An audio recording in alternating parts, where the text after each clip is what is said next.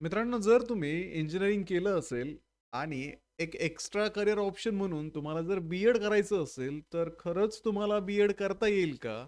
तसेच विद्यार्थी मित्रांनो, हे बी-एड करण्यासाठी तुम्हाला कुठल्या विषयांचा अभ्यास करावा लागेल आणि कशा पद्धतीने या परीक्षेचा पेपर पॅटर्न असणार आहे, या सर्व गोष्टी आपण आजच्या या व्हिडिओमध्ये डिस्कस करणार आहोत.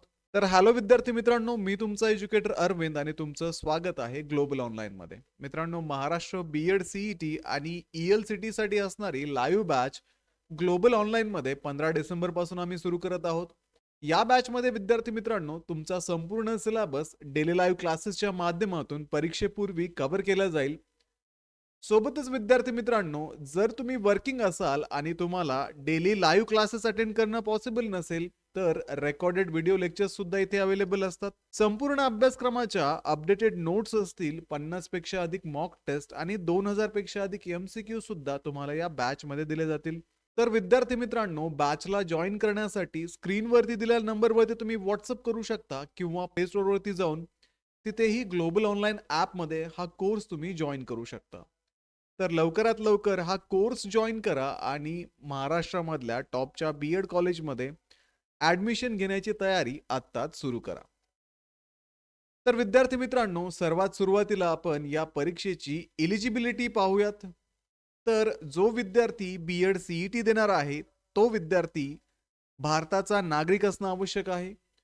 सोबतच विद्यार्थी मित्रांनो, त्या विद्यार्थ्याकडे बॅचलर्स किंवा मास्टर्स डिग्री असणं आवश्यक आहे. आणि मित्रांनो, जे विद्यार्थी आपल्या बॅचलर्सच्या फायनल इयरमध्ये आहेत किंवा मास्टर्सच्या फायनल इयरमध्ये आहेत, असे विद्यार्थी सुद्धा बी-एड सी-ई-टी देऊ शकतात. आता विद्यार्थी मित्रांनो, ही बॅचलर्स किंवा मास्टर्स डिग्री जी आहे, ती इंजिनिअरिंगची चालते का? हे सुद्धा पाहणं तेवढंच महत्त्वाचं आहे. तर त्यासाठीच आपण सी-ई-टीचं जे इन्फॉर्मेशन ब्रोशर आहे आणि सी-ई-टी नंतर जे कॉलेजेसमध्ये तुमचे ॲडमिशन्स होतात, त्या ॲडमिशनसाठी जे कॅप राउंड असतात, तर त्या कॅप राउंडचं सुद्धा ऑफिशियल इन्फॉर्मेशन ब्रोशर आपण चेक करूयात. तर विद्यार्थी मित्रांनो, इथे आपण educational qualification for Maharashtra state candidate पाहूयात. इथे आपल्याला दिसतंय की candidate should be Indian national born in Maharashtra or domicile in Maharashtra. त्यानंतर bachelor's degree of 3 year with specialisation in and or master's degree with specialisation shown in column 4 and 5. तर विद्यार्थी मित्रांनो, इथे आपण पाहू शकतो पहिल्याच रो मध्ये दिलंय इंजिनिअरिंग आणि technology with science and mathematics as a special subject. 55% marks for open category and 50% mark for reserve class candidate belong to state of Maharashtra having caste certificate, caste validity and non-criminal. इथे आपल्याला स्पष्ट दिलेलं आहे, जर विद्यार्थ्याचं graduation असेल किंवा post graduation असेल इंजिनिअरिंग आणि टेक्नॉलॉजी या फील्डमध्ये, तर तो विद्यार्थी बी-एड सी-ई-टी साठी इलिजिबल आहे. प्रोव्हाइडेड त्या विद्यार्थ्याला 55% ओपन कॅटेगरीसाठी डिग्रीमध्ये किंवा पोस्ट ग्रॅज्युएशनमध्ये मार्क लागतील आणि 50% रिझर्व्ह कॅटेगरीसाठी डिग्रीमध्ये किंवा पोस्ट ग्रॅज्युएशनमध्ये मार्क्स असायला हवे. आता विद्यार्थी मित्रांनो, हे झालं सी-ई-टीच्या एलिजिबिलिटी विषयी. आता आपण जी एलिजिबिलिटी पाहणार आहोत ती ॲडमिशनची एलिजिबिलिटी पाहणार आहोत. तर परीक्षा तर तुम्ही देऊ शकता, हे तर आता क्लिअर झालं. पण तुम्ही ॲडमिशनसाठी एलिजिबल आहात का, हे सुद्धा पाहणं महत्त्वाचं आहे.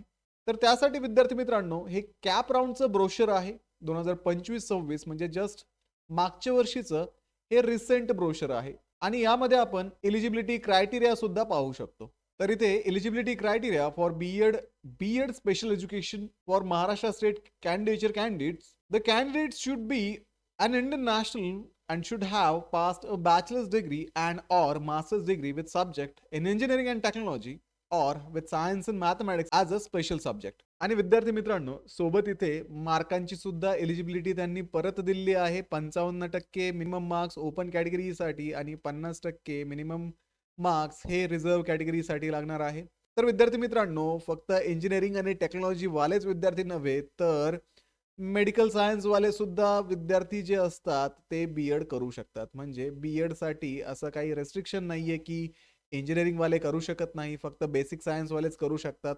तर अशा पद्धतीने ही गोष्ट तर क्लिअर झाली की तुम्ही जर इंजिनिअरिंग केलं असेल, इंजिनिअरिंगमध्ये तुमची डिग्री झाली असू द्यात किंवा पोस्ट ग्रॅज्युएशन झालेलं असू द्यात, तुम्ही बी-एड करू शकता.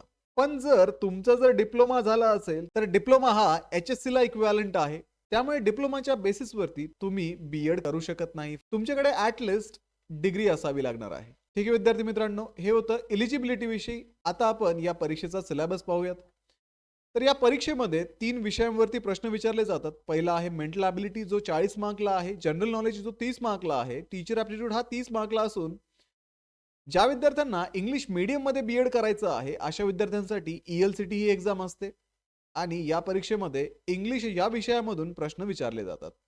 तर रीडिंग कॉम्प्रिहेन्शन 20 मार्कला, व्होकॅब्युलरी फोकस 5 मार्कला, ग्रामर फोकस 8 मार्कला, सेंटेन्स फॉर्मेशन 7 मार्कला, फोनेटिक्स 3 मार्कला, verbal idioms and proverb 5 mark आणि फिगर ऑफ स्पीचला इथे 2 मार्क असतात. आता जे विद्यार्थी मराठी मीडियममधून बी-एड करणार आहेत, ते बी-एड जनरल आणि स्पेशल देणार आहेत. तर अशा विद्यार्थ्यांची परीक्षा ही ऑनलाईन असेल. मीडियम ही मराठी किंवा इंग्रजी अशा कुठल्याही मीडियममध्ये तुम्ही ही एक्झाम देऊ शकता. टोटल मार्क्स तुम्हाला बी-एड जनरलला 100 असतील. टोटल क्वेश्चन 100 विचारले जातील आणि एम-सी-क्यू पद्धतीचे हे प्रश्न असून 90 मिनिटांमध्ये तुम्हाला हे प्रश्न सॉल्व्ह करावे लागतात. या परीक्षेमध्ये कुठल्याही प्रकारची निगेटिव्ह मार्किंग सिस्टीम नाहीये. आता जे विद्यार्थी ई-एल-सी-टी देणार आहेत, त्यांना बी-एड जनरलचे 100 प्रश्न तर सोडवावेच लागतात. सोबत ई-एल-सी-टीचे 50 एक्स्ट्रा प्रश्न त्यांना सोडवावे लागतात. त्यामध्ये ई-एल-सी-टी सुद्धा ऑनलाईन पद्धतीचे असणार आहे. मीडियम इंग्लिश असेल फक्त. टोटल मार्क्स 50, टोटल प्रश्न इथे 50 विचारले जातात. एम-सी-क्यू पद्धतीचे प्रश्न असून तुम्हाला 60 मिनिटांचा वेळ इथे दिला जातो. आणि ई-एल-सी-टी मध्ये सुद्धा कुठल्याही प्रकारची निगेटिव्ह मार्किंग सिस्टीम नाहीये. पुढे विद्यार्थी मित्रांनो, हे झालं परीक्षेविषयी, परीक्षेच्या पॅटर्न विषयी. आता परीक्षा कधी असेल हे आपण डिस्कस करूयात. तर जसं की आपल्याला माहिती आहे, परीक्षेच्या डेट्स ज्या आहेत त्या नोव्हेंबरमध्येच अनाऊन्स झालेल्या आहेत. तर त्या नोटिफिकेशननुसार बी-एडची सी-ई-टी ही 27 ते 29 मार्च 2026 मध्ये होणार आहे.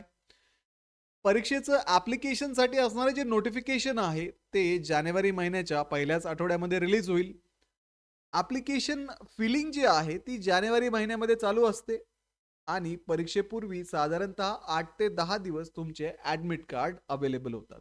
तर अशा पद्धतीने मार्च महिन्यामध्ये तुमची परीक्षा असेल आणि हार्डली तुमच्याकडे 3 ते 4 महिन्यांचा वेळ शिल्लक आहे.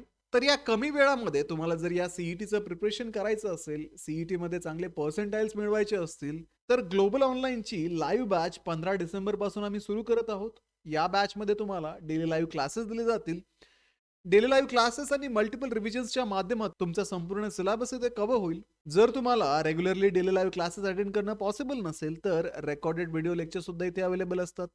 संपूर्ण अभ्यासक्रमाच्या अपडेटेड नोट्स असतील, 50 पेक्षा अधिक मॉक टेस्ट आणि 2000 पेक्षा अधिक एम-सी-क्यू सुद्धा तुम्हाला या बॅचमध्ये दिले जातील. तर बॅचला जॉईन करण्यासाठी स्क्रीनवरती दिलेल्या नंबरवरती तुम्ही व्हॉट्सअप करू शकता किंवा प्ले स्टोअरवरती जाऊन तिथेही ग्लोबल ऑनलाईन ॲपमध्ये तुम्ही हा कोर्स जॉईन करू शकता.